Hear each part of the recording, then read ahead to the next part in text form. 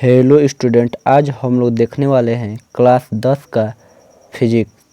ठीक है, प्रकाश का परावर्तन और अपवर्तन के बारे में पढ़ेंगे। ठीक है, तो देखिए यहाँ पर प्रकाश के बारे में पहला पढ़ेंगे। ठीक है, प्रकाश क्या होता है?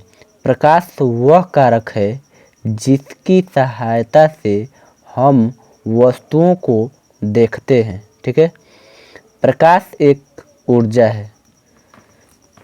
तो देखिए प्रकाश से क्वेश्चन क्या पूछता है कि प्रकाश की किरण गमन करती है कैसे?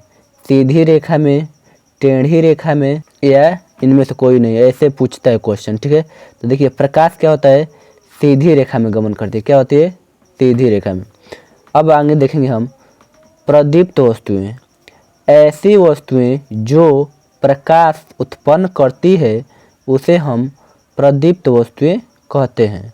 जैसे में सूर्य, क्या सूर्य प्रकाश उत्पन्न करता है? ठीक है, लालटेन भी प्रकाश देता है। विद्युत बल्ब ये भी प्रकाश देता है।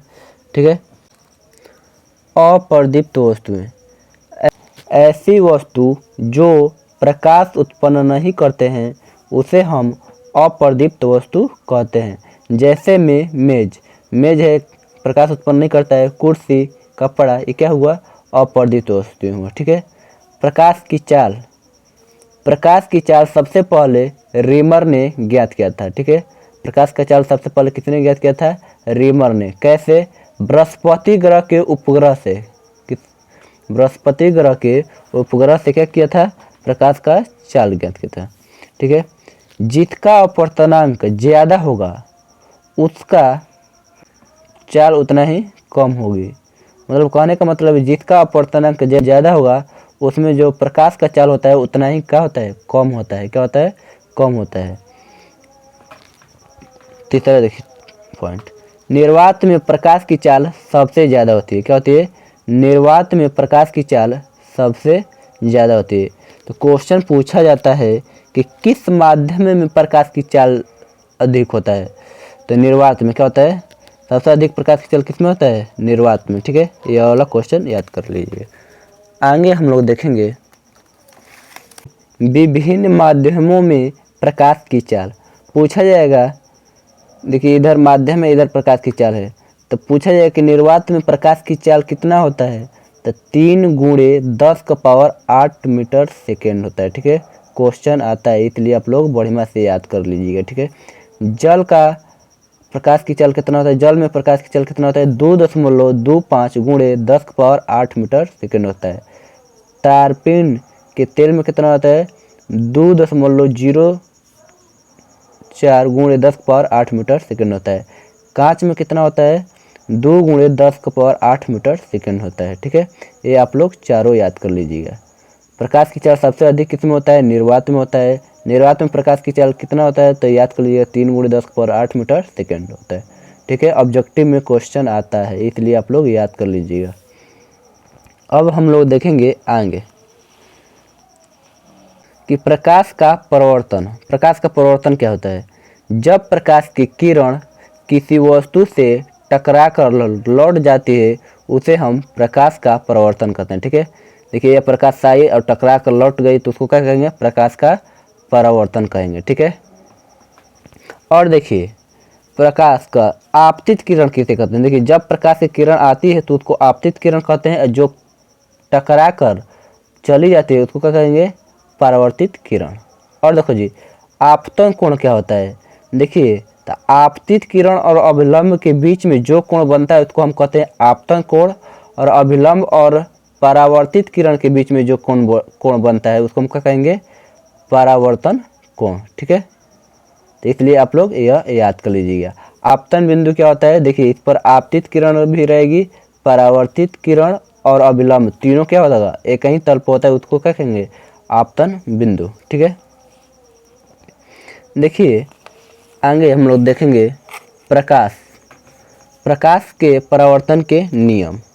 तो पूछा जाता है क्वेश्चन कि प्रकाश के परावर्तन के कितने नियम होते हैं? तो आपको बताने का 2 कब होते हैं? तो 2। ठीक है, तो इसका दोनों नियम क्या होता है इसको देख लीजिए। देखिए आपतित किरण आपतित किरण, परावर्तित किरण तथा आपतन बिंदु पर खींचा गया अभिलंब तीनों एक ही बिंदु पर होता है। ठीक है, देखिए यह है क्या है, आपतित किरण, ये क्या है परावर्तित किरण, और ये क्या है अभिलंब है। तो क्या होता है, तीनों एक ही बिंदु पर होता है। ठीक है, पहला नियम है। दूसरा क्या नियम है, आपतन कोण परावर्तन कोण के बराबर होता है। देखिए यह आपतन कोण हुआ, ये परावर्तन कोण हुआ। ठीक है, ये दोनों क्या होता है, बराबर होता है। ठीक है, आप लोग यह याद कर लीजिएगा। प्रकाश के परावर्तन के कितने नियम होते हैं, तो 2 होते हैं। ठीक है, ऑब्जेक्टिव में पूछा जाता है। देखिए अब हम लोग देखेंगे प्रकाश का अपवर्तन क्या होता है। ठीक है, जब कोई प्रकाश की किरण एक पारदर्शी माध्यम से दूसरे पारदर्शी माध्यम में जाती है तो अपने पथ या मार्ग से विचलित हो जाती है, उसे हम क्या कहेंगे, अपवर्तन कहेंगे। ठीक है, तब देखिए कैसे, प्रकाश की किरण देखिए इसको इस तरह जाना चाहिए था। ठीक है, तो ये अपने पथ से क्या हो गई, विचलित हो गई, तो इसी को क्या कहेंगे, प्रकाश का अपवर्तन कहेंगे। ठीक है, तो अब क्वेश्चन देखिए कहाँ से, यहाँ से पूछता है। देखिए जल, देखिए ये क्या है, विरल, देखिए वायु है, हवा है, क्या है विरल माध्यम है, जल है ये वाला, नीचे क्या है सघन माध्यम है। ठीक है, तो जब कोई प्रकाश की किरण विरल माध्यम से सघन माध्यम में जाती है तो क्या होता है, किरण अभिलंब की ओर झुक जाती है। क्या होती है, किरण क्या होती है, अभिलंब की ओर झुक जाती है। तो यहाँ पर क्वेश्चन बनता है कि प्रकाश की किरण जब विरल माध्यम से सघन माध्यम में जाती है, जब विरल माध्यम से सघन माध्यम में जाती है तो क्या होता है, तो क्या होता है कि किरण अभिलंब की ओर झुक जाती है। दूसरा का क्वेश्चन यहाँ से आता है, सघन माध्यम, जब प्रकाश की किरण सघन माध्यम से विरल माध्यम की ओर जाता है, जब कोई देखिए मान के लिए सघन है, विरल इधर से जाएगी प्रकाश, तो क्या होगा, किरण अभिलंब से दूर हट जाएगी। क्या हो जाएगी, किरण अभिलंब से दूर हट जाएगी। ठीक है, तो यहाँ से भी दोनों क्वेश्चन पूछा जाता है। जब प्रकाश की किरण विरल माध्यम से सघन माध्यम में जाती है तो किरण अभिलंब की ओर झुक जाती है, और जब प्रकाश की किरण सघन माध्यम से विरल माध्यम की ओर जाती है तो किरण अभिलंब से दूर हट जाती है। ठीक है, जब आप लोगों को यह याद होना चाहिए। आगे, सबसे सर्वाधिक अपवर्तनांक किस कलर में होता है, सबसे सर्वाधिक अपवर्तनांक बैगनी कलर में होता है। किस कलर में, बैगनी। क्वेश्चन आता है डायरेक्ट। ठीक है, आप लोग यहाँ से याद कर सकते हैं, ऑब्जेक्टिव में आएगा। सबसे कम अपवर्तनांक किसमें होता है, लाल में। क्या होता है, लाल। तो आपको देखिए इस वीडियो के बाद आपको ऑब्जेक्टिव का भी वीडियो मिलेगा। ठीक है, आप लोग उसको जरूर देखिएगा।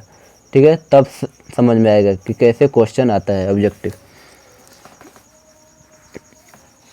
अब हम लोग देखेंगे अपवर्तनांक। ठीक है, तो देखेंगे कि वायु में अपवर्तनांक कितना होता है। ठीक है, पूछा जाएगा कि वायु में अपवर्तनांक कितना होता है, तो देखिए 1.0003 होता है। ठीक है, बर्फ का कितना होता है, 1.31 होता है। जल का अपवर्तनांक कितना होता है, 1.33 होता है। केरोसिन का कितना होता है, 1.44 होता है। हीरा का अपवर्तनांक कितना होता है, 2.42 होता है। क्राउन कांच का अपवर्तनांक कितना होता है, 1.65 होता है। ठीक है, तो परीक्षा में वायु में अपवर्तनांक कितना होता है, 1.003। ठीक है, याद कर लीजिएगा। हीरा में अपवर्तनांक कितना होता है, 2.42 होता है। ठीक है, तो पूछा जाता है क्वेश्चन कि सबसे ज़्यादा मतलब सर्वाधिक अपवर्तनांक किसमें होता है, तो हीरा में होता है। क्या होता है, हीरा में सर्वाधिक अपवर्तनांक किसमें होता है, हीरा में होता है। हीरा का अपवर्तनांक कितना होता है, 2.42 होता है। वायु का अपवर्तनांक कितना होता है, 1.003 होता है। ठीक है, यहाँ से भी ऑब्जेक्टिव क्वेश्चन आता है। ठीक है, तो आप लोग याद कर लीजिएगा। आगे देखेंगे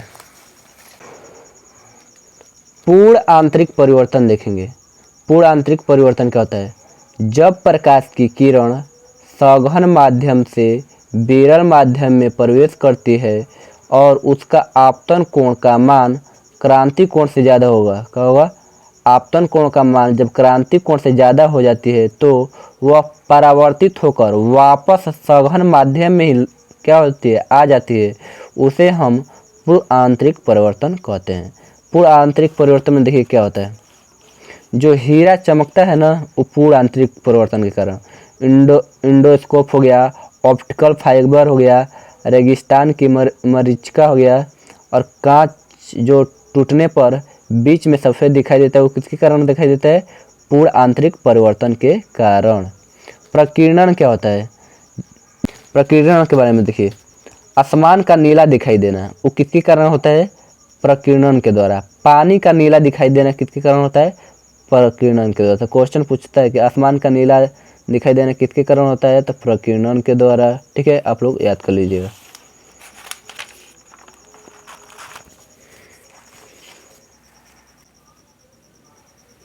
अब हम लोग देखेंगे दर्पण और लेंस। ठीक है, दर्पण और लेंस क्या होता है इसको हम बढ़िया से समझा दे रहे हैं। ठीक है, तो दर्पण देखिए, दर्पण दो प्रकार का होता है। क्वेश्चन पूछता है तो समतल दर्पण होता है, एक क्या होता है? गोलीय दर्पण। ठीक है, तब देखिए दर्पण, गोलीय दर्पण भी दो प्रकार का होता है, एक उत्तल दर्पण होता है, एक अवतल दर्पण होता है। ठीक है, इसी तरह आगे देखेंगे समतल दर्पण। समतल दर्पण क्या होता है? इसकी एक ओर चांदी या पारे का लेप लगाते हैं, साथ ही इसके ऊपर सिल्वर नाइट्रेट की परत चढ़ाते हैं जिससे प्रकाश की किरण क्या हो सके? परावर्तित हो सके। ठीक है, इसको क्या समतल दर्पण में किया जाता है। ठीक है, तो समतल दर्पण का उदाहरण है जैसे में आईना हो गया। क्या हो गया? आईना। ठीक है, ये क्या है? समतल दर्पण का उदाहरण है। पायरोस्कोप में क्या होता है? समतल दर्पण का उपयोग किया जाता है। ठीक है, अब हम देखेंगे प्रतिबिंब। प्रतिबिंब क्या होता है? दर्पण में देखने पर हमें जिनकी आकृति दिखाई देती है उसे हम प्रतिबिंब कहते हैं। ठीक है, प्रतिबिंब के दो प्रकार होते हैं, वास्तविक प्रतिबिंब और आभासी प्रतिबिंब। पूछा जाता है क्वेश्चन ऑब्जेक्टिव में आएगा, प्रतिबिंब के कितने प्रकार होते हैं? तो दो बताना है। कौन कौन? वास्तविक प्रतिबिंब और आभासी प्रतिबिंब। ठीक है, अब हम लोग देखेंगे वास्तविक प्रतिबिंब किसे कहते हैं और आभासी प्रतिबिंब क्या होता है। ठीक है, इन दोनों के बारे में समझेंगे।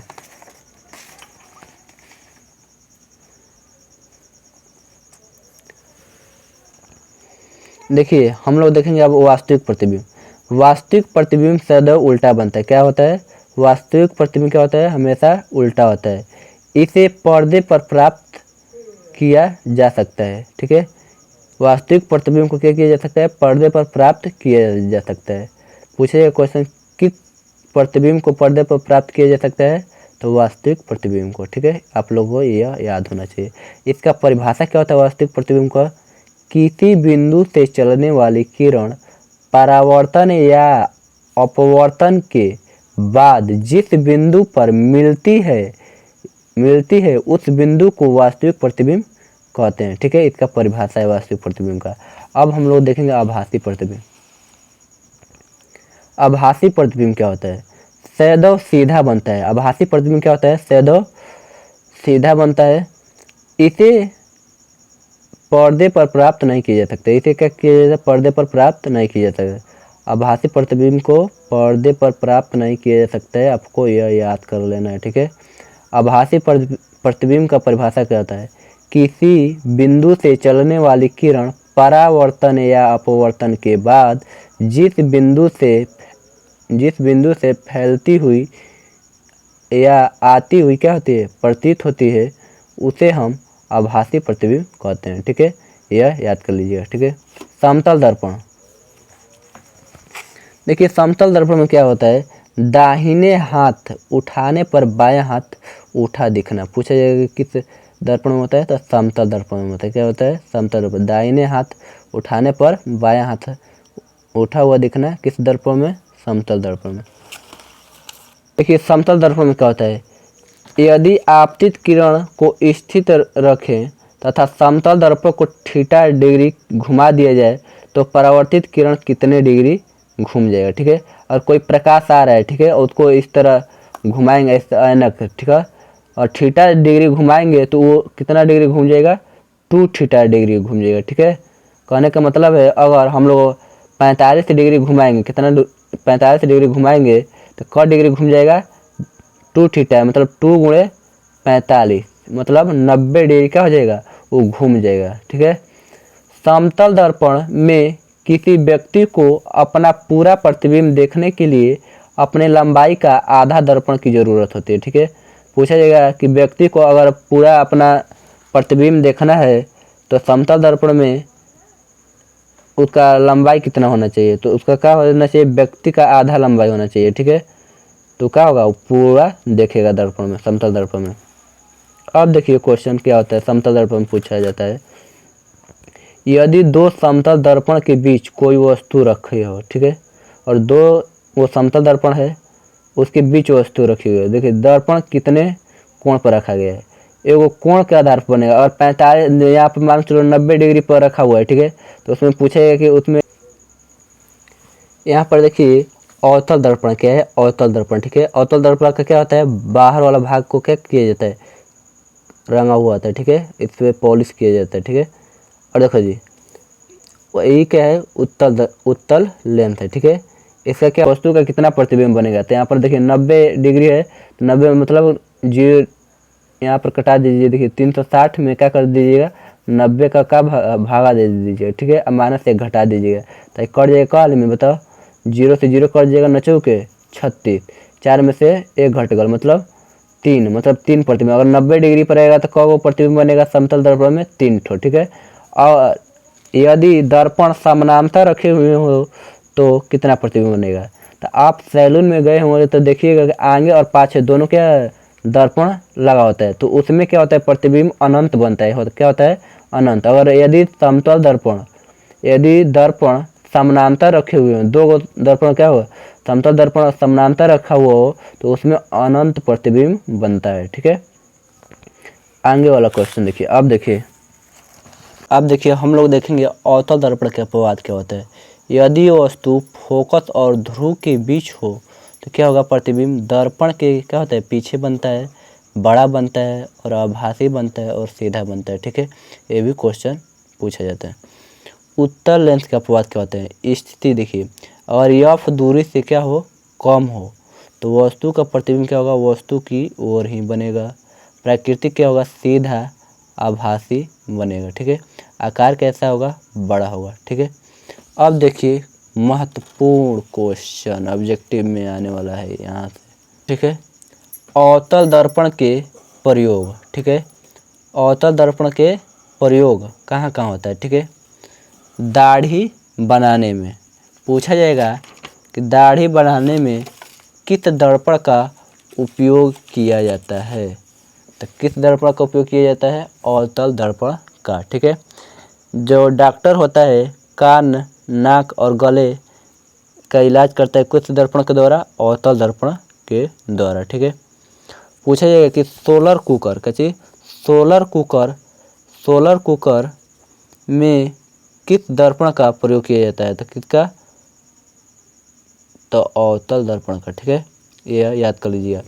गाड़ी के हेडलाइट या सर्च लाइट में किसका प्रयोग किया जाता है, अवतल दर्पण का। ठीक है, यहाँ से 1 या 2 नंबर का क्वेश्चन पूछा जाता है। ठीक है, तो आप लोग याद कर लीजिएगा।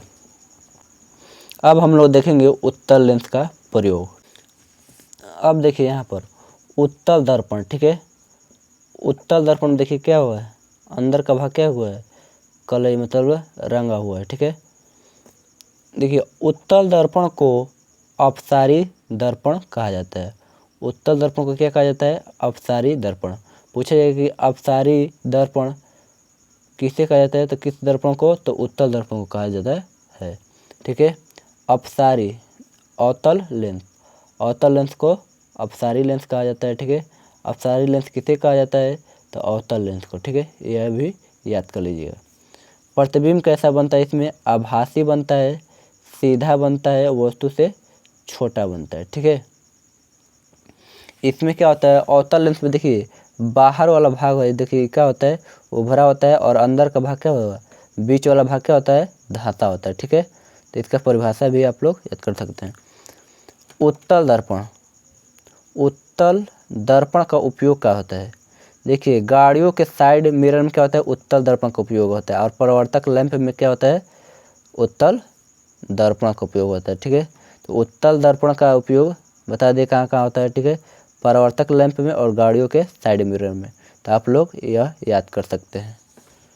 आएंगे, हम लोग देखेंगे गोलीय दर्पण के फोकस दूरी ज्ञात करने का फॉर्मूला क्या होता है।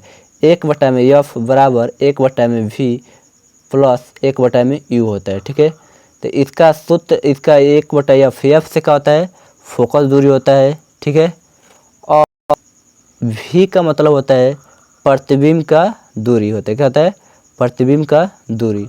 और u का मतलब क्या होता है, वस्तु का दूरी। ठीक है, तो इसका गोलीय दर्पण का सूत्र क्या होता है, 1/f बराबर 1/v प्लस 1/u। ठीक है, और गोलीय लेंस का सूत्र क्या होता है। ठीक है, यहाँ पर अगर लेंस दिया रहे, देखिए यहाँ पर क्या है, दर्पण का है, ये क्या है, लेंस का सूत्र क्या होता है। देखिए यहाँ पर 1/f बराबर 1/v माइनस 1/में क्या होगा, u होगा। ठीक है, यहाँ पर माइनस हो जाएगा। अगर गोलीय लेंस का अगर फार्मूला दे तो ये वाला हो जाएगा। ठीक है, यहाँ पर माइनस हो जाता है। अब देखिए आगे, ये दोनों फार्मूला आपको याद होना चाहिए। ठीक है, ऑब्जेक्टिव में डायरेक्ट पूछ सकता है।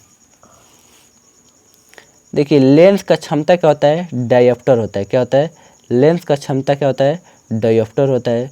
उत्तल लेंस की क्षमता क्या होता है, घनात्मक होता है। उत्तल लेंस की क्षमता क्या होता है, घनात्मक होता है।